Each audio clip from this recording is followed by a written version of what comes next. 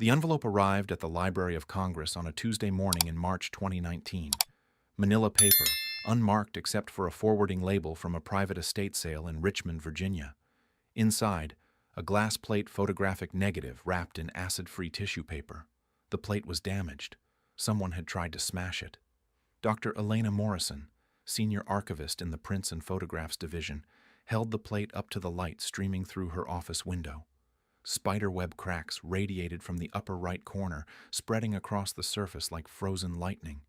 But the image beneath the damage was visible. Barely. A Civil War-era photograph, sepia tones, the characteristic blur of wet plate collodion photography, the composition suggesting a military camp. She turned the plate over carefully. On the back, written in faded pencil in a hand from another century, "Do not publish, A.G. August 1864. A.G. Alexander Gardner, the most famous Civil War photographer after Matthew Brady, the man who documented Antietam, Gettysburg, Lincoln's second inauguration. His work was cataloged, archived, studied. There weren't supposed to be unknown Gardner plates floating around in estate sales.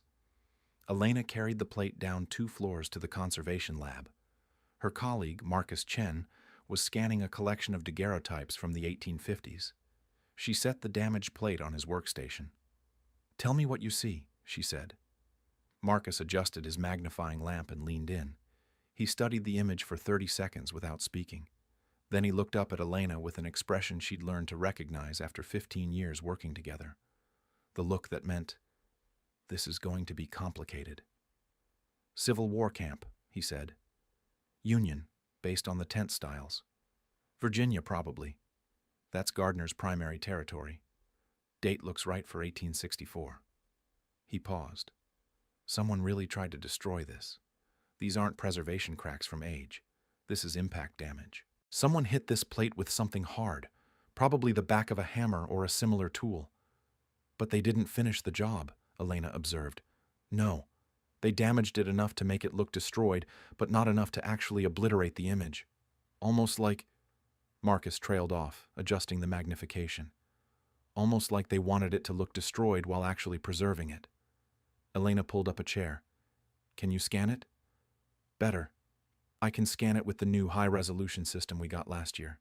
4800 dpi, multiple spectral layers. If there are details invisible to the naked eye, we'll find them." The scanning process took 4 hours. Marcus used multiple light wavelengths, building up a composite digital image that revealed information the cracked glass obscured. While the scanner worked, Elena researched Alexander Gardner's known work from August 1864. By late afternoon, Marcus had the digital file ready. He projected it onto the large screen in the conservation lab. Elena stood in front of the image, arms crossed, studying what modern technology had revealed. The photograph showed a contraband camp, one of the dozens of encampments where escaped slaves were held by Union forces during the Civil War. Canvas tents in the background, wooden structures under construction, muddy ground churned by feet and wagon wheels, the overcast sky typical of Virginia in late summer. But it was the middle ground and foreground that made Elena's breath catch. African-American men in work clothes, at least 15 visible in frame, digging, hauling timber, pushing wheelbarrows, building fortifications, the kind of defensive earthworks that surrounded every Union Army position in Virginia by 1864. And they were in chains, not metaphorically, not symbolically, actually physically in chains. Iron shackles visible on wrists, links connecting workers together, guards standing watch, Union soldiers in blue uniforms, rifles held at ready positions. Marcus zoomed in on specific details. The resolution was extraordinary. You could see individual faces, expressions, the texture of the chains, the mud on boots, the wear patterns on clothing. "Look at this one," Marcus said, highlighting a man in the center foreground. He was approximately 30 years old, based on facial features. Work clothes like the others, rough cotton shirt, suspenders, worn pants. But unlike everyone else in the photograph, he wasn't looking down at his work or away from the camera. He was staring directly at the lens, directly at Alexander Gardner standing behind his camera. Direct, unflinching eye contact across 155 years. His expression was complex. Not anger exactly, not fear. Something closer to witnessing, like he understood that this moment mattered, that this photograph would outlast everyone in it, that someone someday would see what Gardner was documenting. "He's sending a message," Marcus said quietly. Elena pulled up the metadata Marcus had extracted from the scan. Date markers in the emulsion chemistry confirmed August 1864. The photographer's mark, Gardner's distinctive style of composition, his characteristic focus choices, matched his known work. But this image didn't appear in any catalog of Gardner's Civil War photography. It had never been published, never exhibited, never included in the massive retrospectives of his work that had been done over the past 150 years. Someone had tried to erase it from history. "Do not publish," Elena repeated the notation from the back of the plate. Gardner wrote that himself. He documented this scene, then marked it as forbidden. "But he didn't destroy it," Marcus pointed out. "He damaged it just enough to make it look destroyed, then he preserved it, hidden in plain sight for 155 years. Elena pulled up the library's Civil War photographic archives. She cross-referenced dates, locations, subjects. Gardner had been in Virginia in August 1864. He'd been photographing Union Army positions around Petersburg and Richmond, documenting sieges, fortifications, camps, standard military documentation work commissioned by the War Department. But this photograph wasn't standard. This photograph showed something the War Department wouldn't have wanted documented, something that contradicted the Union's narrative about the Civil War. In August 1864, Abraham Lincoln was in the middle of his re-election campaign. His opponent, George McClellan, was running on a platform of negotiated peace with the Confederacy. Lincoln's campaign emphasized the moral cause of the war, ending slavery, preserving the Union, liberating the oppressed. Northern newspapers published stories about freed slaves joining the Union cause voluntarily, about contraband camps as places of refuge and transition to freedom. This photograph showed something different. It showed enslaved people still in chains, still being forced to labor, building fortifications for the Union Army, guarded by Union soldiers who looked no different from plantation overseers, the liberators using the same methods as the oppressors they were fighting against. "If this had been published in August 1864, Elena said slowly, it would have destroyed Lincoln's re-election campaign. It would have given the Confederacy propaganda gold. It would have undermined Northern support for the war." "So Gardner was ordered to destroy it," Marcus concluded. "But he couldn't," Elena finished. "He couldn't destroy the evidence. So he faked the destruction, preserved the image, and hid it, waiting for someone to find it when it was safe to reveal what he documented." Marcus zoomed in on the man making eye contact with the camera, enhanced the image, adjusted contrast and exposure. The man's face filled the screen. His eyes looked directly out at them across a century and a half. "He knew," Marcus said. This man knew Gardner was documenting something forbidden. He looked directly at the camera because he understood. Someone needed to witness this. Someone needed to remember. Elena made notes for the acquisition file. This was more than just another Civil War photograph. This was evidence. Documentation of something the Union government had tried to suppress. Proof that the narrative of liberation wasn't as clean as history books suggested. Testimony preserved by a photographer who'd been ordered to erase it. The next morning, Elena began the process of authenticating the image and researching its contents. She contacted Civil War historians, experts in Gardner's work, specialists in contraband camps and Union Army forced labor practices. She needed to understand not just what the photograph showed, but why it had been hidden for 155 years. And she needed to find out who the man in the center was. The man who'd looked at Gardner's camera and turned documentation into testimony. To understand what Alexander Gardner photographed on August 29, 1864, you need to understand what contraband camps actually were. Not the sanitized version taught in history classes, not the Union propaganda published in Northern newspapers. The reality that Gardner documented and then was ordered to destroy. Elena Morrison spent 3 days researching before she called her first expert consultation. She needed to know exactly what she was looking at before she started making claims that would challenge 160 years of Civil War historiography. The term contraband came from General Benjamin Butler in May 1861, 3 weeks after Fort Sumter. 3 enslaved men escaped from Confederate lines to Fort Monroe, Virginia, where Butler commanded Union forces. Their enslavers showed up demanding their return under the Fugitive Slave Act of 1850, which required northern states to return escaped slaves to southern owners. Butler refused. His logic: Virginia had seceded from the Union, therefore Confederate property claims had no legal standing in Union territory. If the Confederacy wanted to be treated as a foreign nation, then escaped slaves were contraband of war, enemy property that could be confiscated. It was brilliant legal reasoning that solved a massive political problem. Lincoln couldn't declare escaped slaves free without losing border states like Maryland, Kentucky, and Missouri. But he could allow Union generals to classify them as confiscated enemy property. Refugees, not citizens.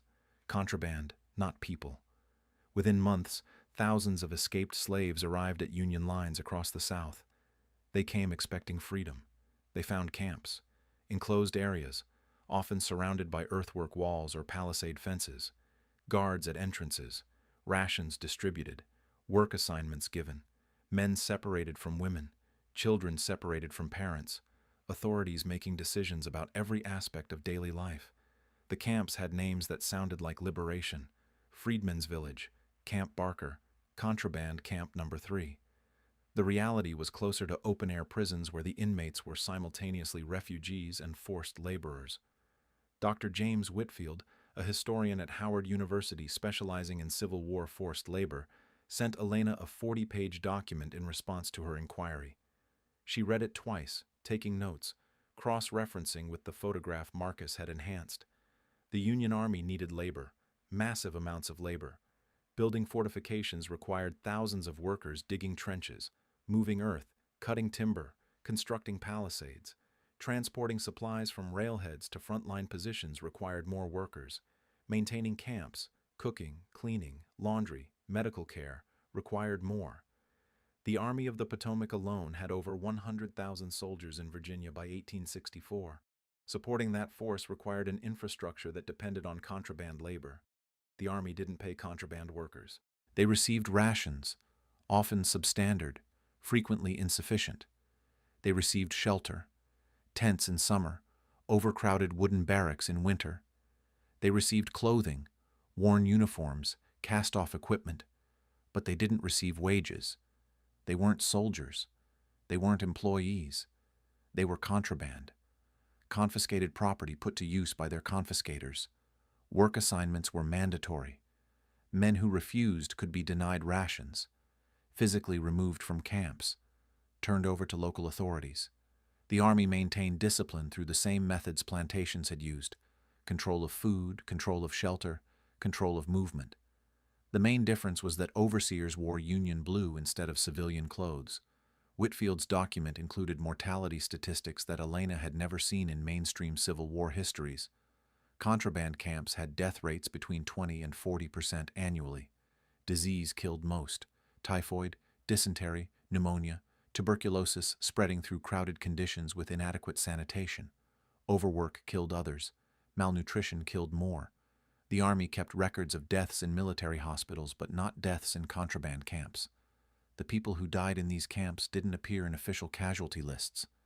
They just disappeared from records. Elena looked at Gardner's photograph again. Now she could identify specific details she'd missed on first viewing. The fortifications being built were called gabions, wicker baskets filled with earth used to create defensive walls. Constructing them required cutting saplings, weaving baskets, filling them with dirt, positioning them precisely, hour after hour, day after day. Backbreaking work performed by people who'd been promised freedom and instead received different masters. The chains were standard Army equipment, issued to prevent escape, applied to workers deemed flight risks. Records called them preventive restraints. Gardner had photographed them exactly as they were: iron shackles connecting workers at the wrists, limiting mobility while still allowing hands to hold tools and perform labor. Dr. Whitfield's document included something else. A War Department directive dated July 1864, 1 month before Gardner's photograph. The directive ordered all Army photographers to submit their work for review before any publication or distribution. It specifically prohibited photographs of contraband labor operations and security measures applied to contraband populations. Violation of the directive could result in immediate termination of contracts and confiscation of photographic equipment. Gardner had received that order. He was under contract to the War Department. He knew the rules. And then on August 29, 1864, he photographed exactly what the War Department had forbidden. Elena called Professor Catherine Wu at Georgetown, an expert on Civil War photography and censorship. Wu answered on the second ring. "I need to know why a photographer would violate direct orders," Elena said after explaining the discovery. Wu was quiet for 10 seconds. Then, "Send me the image." Elena transmitted the high-resolution file. She heard Wu's sharp intake of breath when the photograph loaded. "Gardner was documenting a war crime," Wu said. "This is what that looks like." She explained the context Elena had been missing. August 1864 was the nadir of Union morale. Grant's overland campaign had produced massive casualties. 65,000 Union soldiers killed or wounded in 60 days. Petersburg was under siege with no end in sight. Lincoln's re-election campaign was faltering. Newspaper editors in New York and Boston were publishing editorials calling for negotiated peace.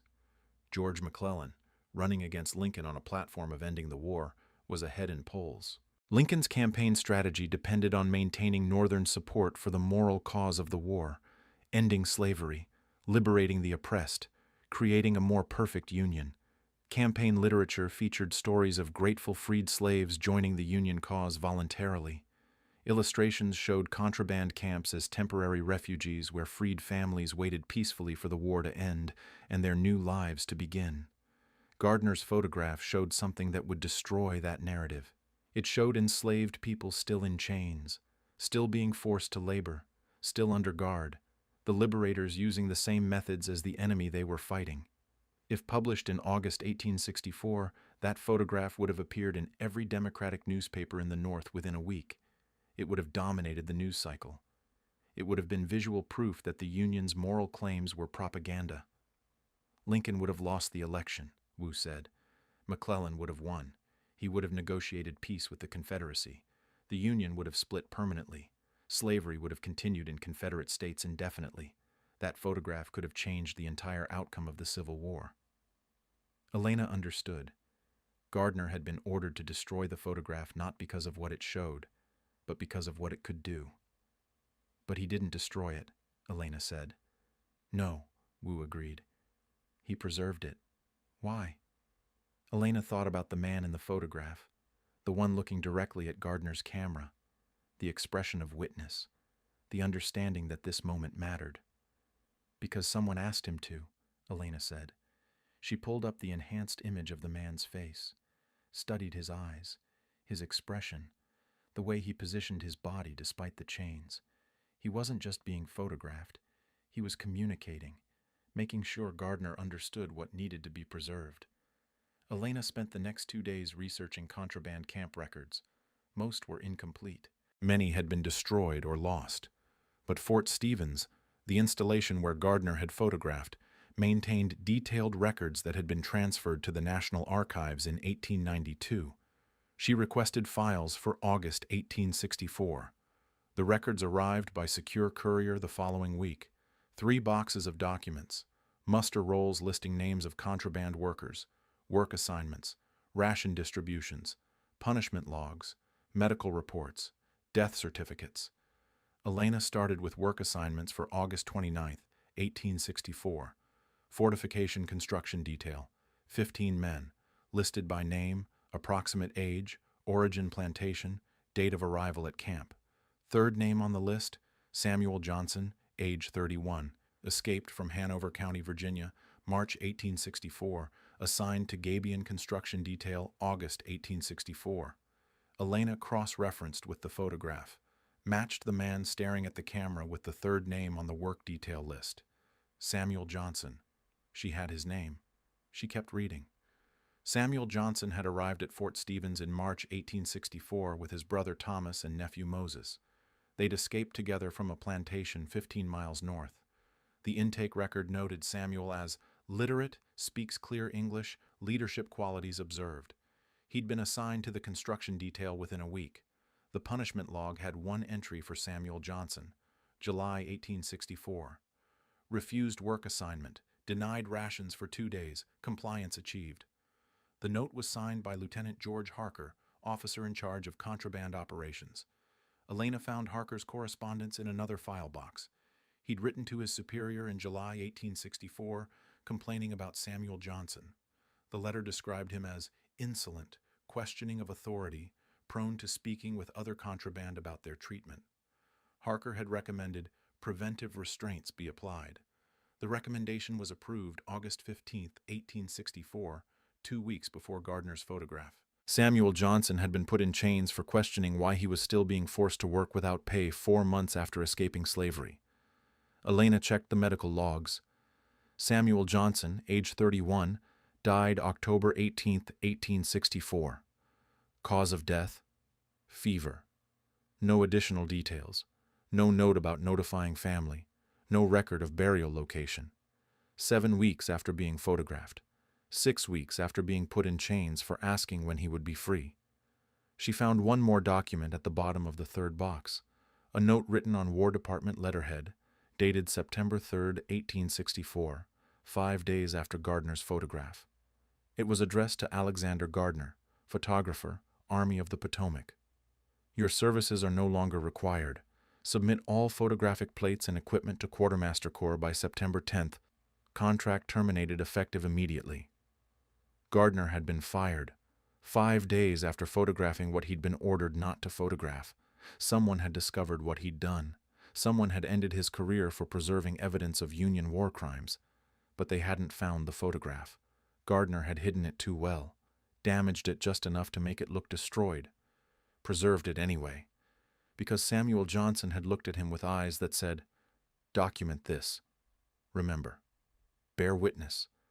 And 155 years later, someone finally with Elena Morrison needed to understand who Samuel Johnson was before he became a name in a punishment log, before he was put in chains, before Alexander Gardner pointed a camera at him on August 29, 1864. She needed to know what his life had been like, what brought him to that contraband camp, what made him look directly at that camera lens with an expression that still communicated across 155 years. The National Archives records gave her the outline. Escaped from Hanover County, Virginia, in March 1864, with his brother Thomas and nephew Moses. But that was just data. She needed the story behind the data. Hanover County in 1864 was 20 miles north of Richmond, the Confederate capital. It was plantation territory, tobacco country, the soil that had made Virginia wealthy for 200 years by destroying the bodies of people who worked it without choice, without pay, without hope of anything different. Elena contacted Dr. Yolanda Harris, a genealogist specializing in enslaved families in Virginia. Harris ran a database called Voices Unbound that compiled plantation records, slave sale documents, church registries, and oral histories from descendants. If anyone could tell her about Samuel Johnson's life before March 1864, it would be Harris. Harris called back within 2 hours. "I found him," she said. "Samuel Johnson, born approximately 1833 on the Ashwood Plantation, Hanover County, owned by the Ashwood family for his entire life until escape. Mother was named Sarah, father was named Jacob, both also born on Ashwood. He had 3 brothers and 2 sisters. One brother was sold away in 1848. One sister died in childhood. The others, including Thomas, who escaped with him, remained on the plantation." "How do you know it's the same Samuel Johnson?" Elena asked. "Because I found the plantation ledger entry for March 1864. The owner, Richard Ashwood, filed an advertisement for 3 runaways. He listed them by name, age, and description. Samuel, age 31, tall, literate, scar on left forearm from childhood burn. Thomas, age 28, medium build. Moses, age 11, Sarah's grandson." The advertisement offered a $200 reward, significantly higher than standard, which suggests Ashwood really wanted them back. Elena took notes. Samuel had a nephew named Moses, age 11, who'd escaped with them. That meant Samuel's sister Sarah had stayed behind with at least one child. They'd had to make a choice about who could run and who had to stay. "Tell me about Ashwood Plantation," Elena said. Harris sent over documents. Ashwood Plantation had been in the Ashwood family since 1790. 200 acres of tobacco fields. Approximately 60 enslaved workers at the plantation's peak in the 1850s. Richard Ashwood, the owner in 1864, had inherited the property from his father in 1856. According to tax records, the plantation was heavily mortgaged by 1863. The Civil War had destroyed the tobacco market. Ashwood couldn't sell his crop. He couldn't pay his debts. But he still owned people, and those people still had to work. Harris had found something else. A letter Richard Ashwood wrote to his brother in January 1864, 2 months before Samuel's escape. The brother lived in North Carolina, far enough from Union lines to feel safe. Ashwood's letter was preserved in a family collection donated to the University of Virginia in 1963. Elena read the letter Harris sent. "The slaves grow increasingly difficult to manage. Several have attempted flight toward Union positions. I caught 3 last month and applied severe discipline as example to others. But the problem persists. One man, Samuel, has become particular nuisance. He teaches others to read despite my explicit prohibition. He tells them stories about freedom, about what awaits across Union lines. I've considered selling him south to Georgia plantations where discipline is more strictly maintained, but in current circumstances no one is buying. I watch him carefully. If he runs, I will hunt him myself." Samuel Johnson had been teaching people to read. In 1864, Virginia, teaching enslaved people to read was illegal. Enslaved people caught reading could be whipped, branded, or have fingers cut off. White people caught teaching them faced fines and social ostracism. Samuel had been doing it anyway. He'd been teaching people about freedom, preparing them, getting them ready for the moment when they could run. And in March 1864, he'd made his move. Harris had traced what happened next through contraband camp records and Union Army reports. Samuel, Thomas, and Moses escaped on March 12, 1864. They traveled at night, hiding during daylight, 20 miles from Ashwood Plantation to Union lines at Fort Stevens. The journey probably took 3 nights.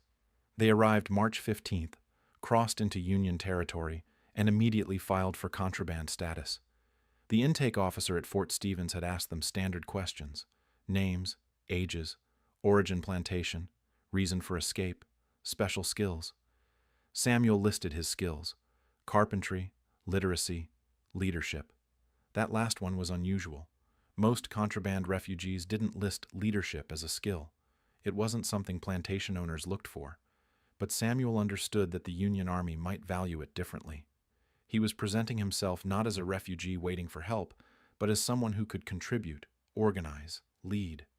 The Army assigned him to fortification construction within a week. Hard labor, but labor that used his carpentry skills. He worked building gabions, defensive walls, entrenchments around Fort Stevens. He worked alongside 14 other men, all contraband refugees, all doing the same backbreaking work. And according to the punishment log, he started asking questions. When would they be paid? When would they be free to leave? Why were they still being forced to work? These weren't rhetorical questions. Samuel wanted answers. He wanted to understand what freedom actually meant in Union territory. Lieutenant George Harker, the officer in charge of contraband operations at Fort Stevens, wrote in July 1864 that Samuel was insolent and prone to questioning authority. Harker recommended preventive restraints, chains, to discourage problematic behavior in subject and others under his influence. The chains were applied August 15, 1864. 2 weeks later, Alexander Gardner arrived at Fort Stevens to photograph fortifications for the War Department. He was there to document defensive positions, military readiness, strategic advantages, standard assignment. But something made him point his camera at the contraband workers. Something made him photograph exactly what he'd been ordered not to photograph. Elena pulled up the enhanced image again, zoomed in on Samuel Johnson's face. studied his expression in the context of everything she now knew about him.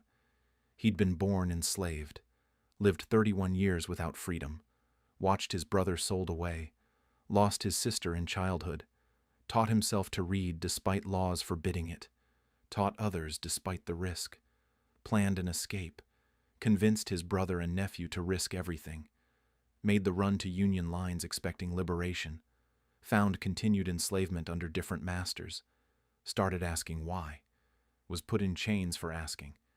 And when a photographer showed up to document Union military strength, Samuel had looked directly at that camera and made sure Gardner understood. This is what Union freedom looks like. Elena found one more document in the National Archives boxes. It was a letter written by another contraband worker at Fort Stevens, a man named Benjamin Porter, who'd learned to write from Samuel during their months in the camp together. Porter had written the letter to his sister in Philadelphia after Samuel's death in October 1864. The letter was intercepted by camp censors and never delivered, but it remained in the files. Porter wrote, "Samuel taught me letters. He said a man who cannot read is a man who cannot think for himself. He said they had taken our bodies, but we did not have to give them our minds. He was angry when the photographer came, angry that they wanted pictures of us in chains to show we were dangerous, to justify what they did to us. But when the photographer looked ashamed, looked like he did not want to be there, Samuel changed. He looked at that camera like he was looking through it to the future. He told me later, that man preserved what they wanted to hide. Someday someone will see what we endured. Someday someone will know we never stopped being human." Elena read that passage 3 times. Samuel had understood. He'd recognized that Gardner was different, that Gardner was documenting rather than propagandizing, that Gardner might preserve rather than destroy. He'd given Gardner his testimony deliberately. He'd looked at that camera knowing it might be the only witness that survived. 7 weeks later, Samuel Johnson died. The medical log listed cause of death as fever. No additional details. No note about what type of fever, what treatment was attempted, whether anyone tried to save him. He was 31 years old. He'd been in chains for 2 months. He'd been free for 0 days of his life. His brother Thomas and nephew Moses survived until the war ended. Fort Stevens records showed them assigned to labor details through April 1865. After that, their names disappeared from records entirely. Elena couldn't find death certificates, marriage records, census entries, or any other documentation of what happened to them after the Union victory. They had vanished the way most freed people vanished from official records, into lives that went undocumented because no one with power over record-keeping considered those lives worth documenting. But Samuel's face hadn't vanished. Alexander Gardner had preserved it, against orders, at the cost of his career, because Samuel had looked at him and asked wordlessly, "Will you remember? Will you bear witness?" And Gardner had answered yes. Elena started writing her report for the Library of Congress. She would recommend the photograph be authenticated, conserved, and added to the permanent Civil War collection. She would recommend it be exhibited publicly. She would write the story of Samuel Johnson, Alexander Gardner, and the photograph that documented Union war crimes. But first she did something that wasn't part of her job description. She searched genealogical databases for descendants of Samuel Johnson's family. His sister Sarah had stayed behind at Ashwood Plantation with other children. Those children might have had descendants. Those descendants might still exist. She found a lead in a database of African American family histories. A woman named Sarah Johnson Williams, living in Richmond, Virginia, had uploaded her family tree to the Ancestry website. The tree went back to 1864, to a woman named Sarah who'd been enslaved at Ashwood Plantation in Hanover County.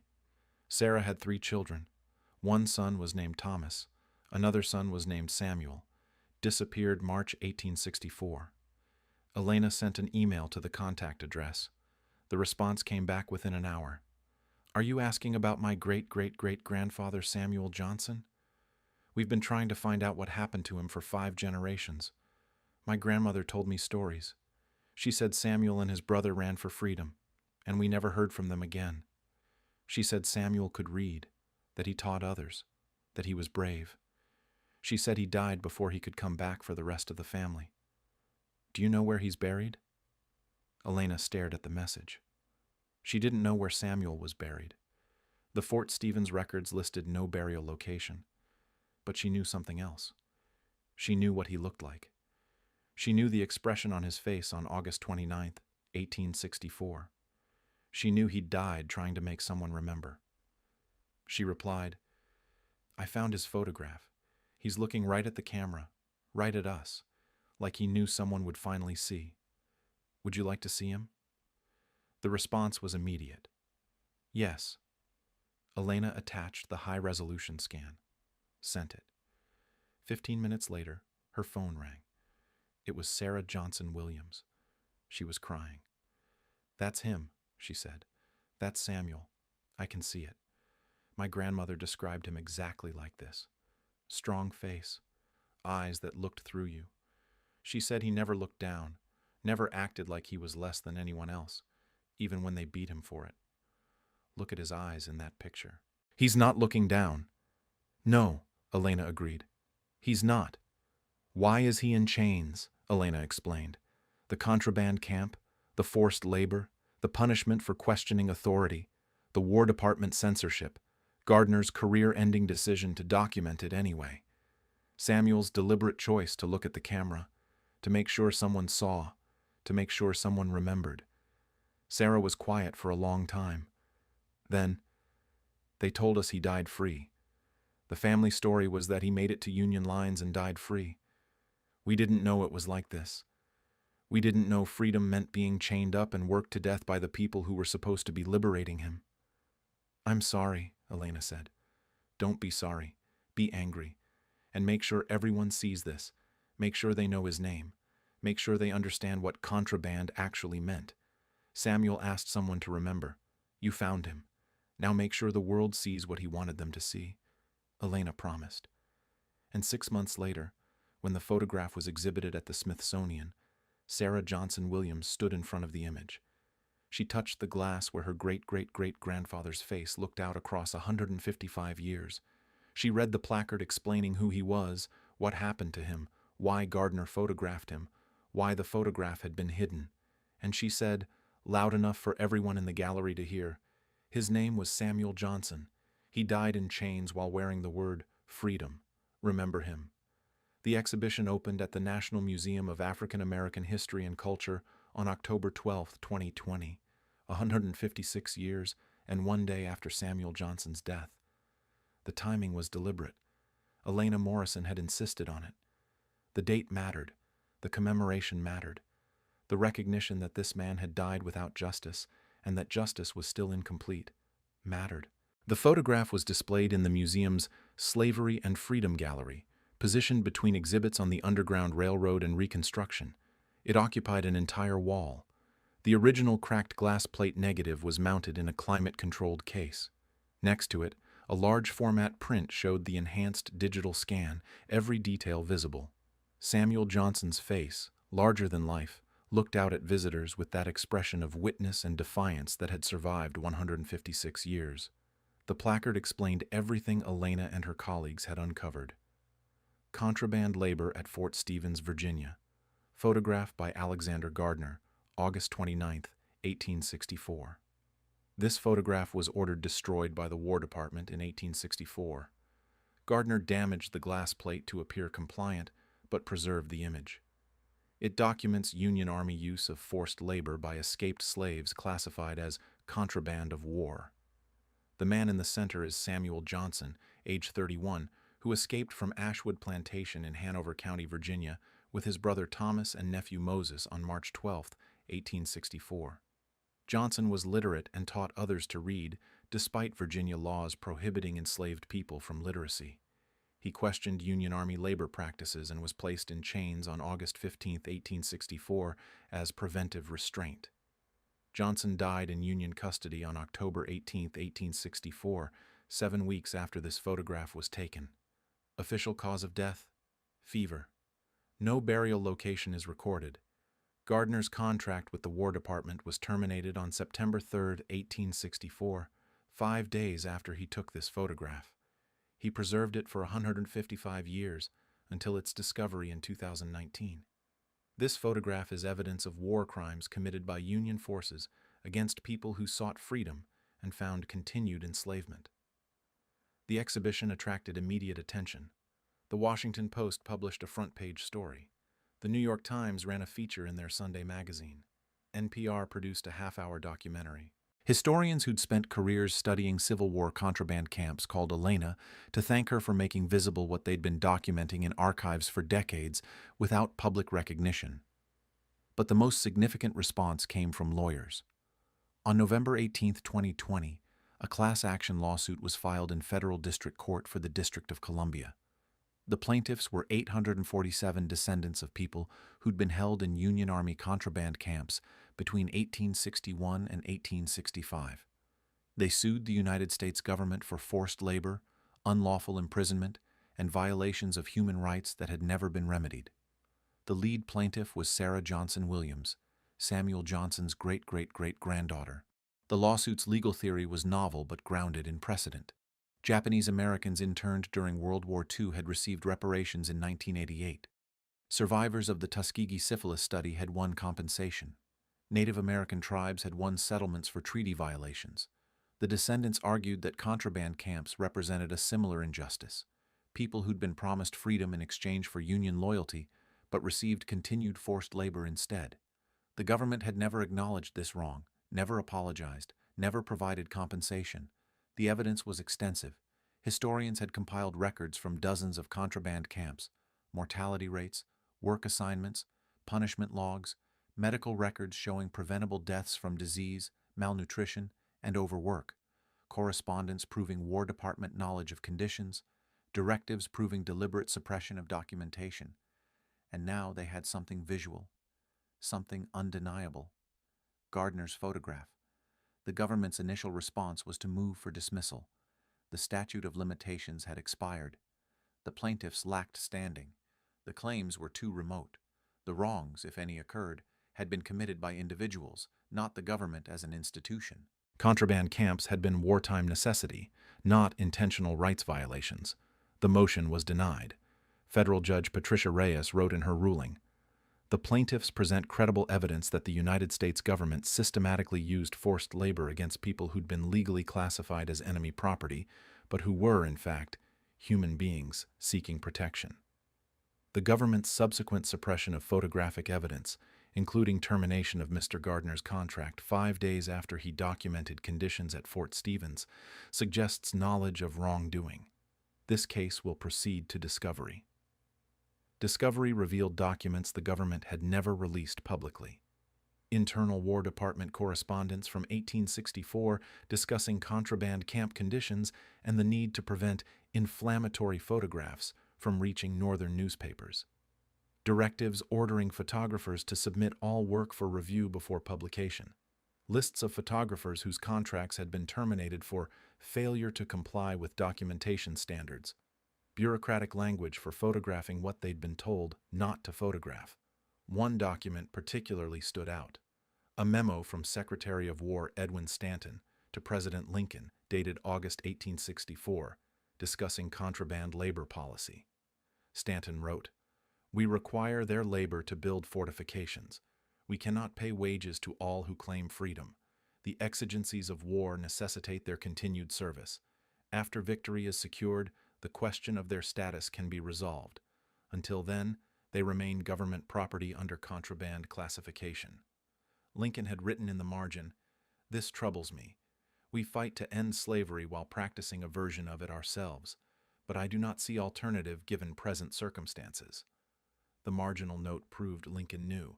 He'd authorized it despite moral qualms. The president who'd issued the Emancipation Proclamation had signed off on policies that kept people in forced labor because winning the war took priority over immediately honoring the principles the war supposedly defended. The case went to trial in September 2022. The trial lasted 6 weeks. Historians testified about contraband camp conditions. Descendants testified about family stories of relatives who'd died free, but whose deaths occurred in Union custody, under conditions no different from slavery. Medical experts testified about mortality rates and the causes of death that had been euphemistically recorded as fever when they were actually starvation, exposure, and overwork. And the photograph was entered as evidence. Exhibit 47. Gardner's image of Samuel Johnson and 14 other men building fortifications at Fort Stevens while wearing chains and being guarded by Union soldiers. Sarah Johnson Williams took the stand on day 12 of the trial. She was 67 years old, a retired schoolteacher from Richmond. She'd grown up hearing family stories about Samuel, the literate ancestor who'd run for freedom and died before he could come back for the rest of the family. She'd searched for information about him for 40 years. She'd uploaded her family tree to genealogy websites, hoping someone somewhere had records that would tell her what happened to him. "And then Dr. Morrison contacted you?" the plaintiff's attorney asked. "Yes, March 2020. She said she'd found a photograph. She said Samuel was in it. She said he was looking right at the camera like he wanted someone to see, like he knew someone would see, eventually." "What did you feel when you saw the photograph?" Sarah was quiet for a moment. "I felt grateful he'd been seen, that someone had preserved him, that we had proof he existed, proof he resisted, proof he never accepted what they did to him. But I also felt angry, because in that photograph, my great-great-great-grandfather is wearing chains, Union chains, put on him by the people who were supposed to be freeing him. He ran toward freedom and found a different kind of slavery, and nobody acknowledged that for 156 years. The defense attorney's cross-examination focused on the passage of time. Samuel Johnson died in 1864. His descendants in 2022 couldn't prove direct economic harm from his forced labor. The connection was too remote. Whatever wrongs occurred, they occurred to him, not to his descendants living 5 generations later. Sarah's response was direct. "My grandmother was born in 1901. Her mother, Samuel's granddaughter, raised her on stories about Samuel, about how he could read when nobody else in the family could, about how he taught others, about how he ran for freedom and died free, which is what the family believed because that's what we were told. We structured our family identity around this story of courage and freedom. When I saw that photograph, I realized the story was incomplete. Samuel didn't die free. He died in chains, still being forced to work, still fighting for freedom he never received. That changes what we understand about our family history. That changes what we understand about what freedom meant in 1864. And that matters today, in 2022, because we're still arguing about what freedom means, what the government owes to people it wronged, and whether past injustices matter if enough time passes. This photograph proves they matter. Samuel's face proves they matter. His eyes looking at that camera prove he knew someday someone would have to answer for what was done to him." The defense rested without calling further witnesses. Judge Reyes took 3 months to issue her decision. On January 6, 2023, she ruled in favor of the plaintiffs. Her opinion was 127 pages long. The core finding was on page 89. The United States government classified escaped slaves as contraband of war, enemy property subject to confiscation. This classification was legally convenient but morally untenable. Property cannot petition for rights. Property cannot question working conditions. Property cannot seek freedom. Yet the people held in contraband camps did all these things, proving they understood themselves as human beings with rights, even if the government refused to acknowledge those rights. The government's systematic use of forced labor, coupled with deliberate suppression of documentation proving that forced labor occurred, constitutes an institutional wrong that has never been remedied. The statute of limitations does not apply when the government actively concealed evidence of its wrongdoing. Gardner's photograph, hidden for 155 years because the government fired him for taking it, proves that concealment occurred. Samuel Johnson's direct gaze at Gardner's camera is testimony. He knew he was being documented. He chose to look at the camera despite the risk. He transformed what was meant to be military documentation into evidence of human rights violations. This court recognizes that testimony 158 years after it was given. The financial ruling awarded each plaintiff $50,000 in recognition of harm done to their ancestors and the intergenerational effects of that harm going unacknowledged. More significantly, Judge Reyes ordered the government to issue a formal apology, to create a permanent public memorial to people who died in contraband camps, and to fund research into the full history of Union Army forced labor practices during the Civil War. The government appealed. The appeals court upheld the ruling in November 2023. The Supreme Court declined to hear the case in June 2024. On October 18, 2024, 160 years to the day after Samuel Johnson's death, the memorial was dedicated on the National Mall in Washington, D.C. It's a granite wall engraved with 11,632 names of people documented as having died in Union contraband camps between 1861 and 1865. Samuel Johnson's name is there. So is his brother Thomas's name, whose death was finally located in records from 1867. He died of pneumonia 2 years after the war ended, still suffering from lung damage acquired during forced labor at Fort Stevens. Moses Johnson's fate remains unknown. He was 11 years old when he escaped with Samuel and Thomas. No death record has been found, no census record, no military record. He's one of thousands who simply vanished from history when record keepers decided their lives weren't worth documenting. The memorial includes Gardner's photograph, a bronze recreation, 7 feet tall, mounted on black granite. Samuel Johnson's face, looking out at everyone who walks past, asking the same question across 160 years. Will you see? Will you remember? Will you acknowledge what was done? Sarah Johnson Williams stood in front of the memorial at the dedication ceremony. She was 70 years old. She'd spent the last 5 years fighting for recognition of what happened to her great-great-great-grandfather. She'd testified in court. She'd given interviews to dozens of newspapers. She'd answered questions from historians compiling the full record of contraband camps. Now she touched her great-great-great-grandfather's name engraved in granite. She touched the bronze recreation of his face looking out from Gardner's photograph. And she spoke to the crowd of several hundred people gathered for the dedication. Samuel Johnson died wearing chains while surrounded by the word freedom. He died asking questions no one wanted to answer. He died looking at a camera, making sure someone would see, making sure someone would remember. It took 160 years, but we saw. We remembered. And now everyone who walks past this memorial will see him too. Will remember what freedom meant in 1864. Will understand that liberation is complicated, that the liberators weren't always liberating, and that some people died still fighting for freedom they never received. Samuel's fight isn't over. This memorial is part of his fight. This lawsuit was part of his fight. Every person who sees his photograph and asks, "Why was he in chains?" is part of his fight. Because the question he asked in 1864, "When will I be free?" is a question we're still answering. And until everyone is free, his fight continues. The crowd was silent. Then someone started clapping. Then everyone. The applause lasted 3 minutes. People cried. People took photos of the memorial. People touched Samuel's name. People stood in front of the bronze photograph and looked at his face looking back at them. And Alexander Gardner, who died in 1882 having never seen his hidden photograph recognized, was vindicated. He documented what he'd been ordered not to document. He'd been fired for it. He'd preserved the evidence anyway. And 140 years after his death, that evidence had achieved what he'd hoped it would achieve. It made people see. It made people remember. It made people acknowledge. The photograph had become testimony. The testimony had become evidence. The evidence had become justice. Samuel Johnson had looked at a camera on August 29, 1864, and asked a question across time.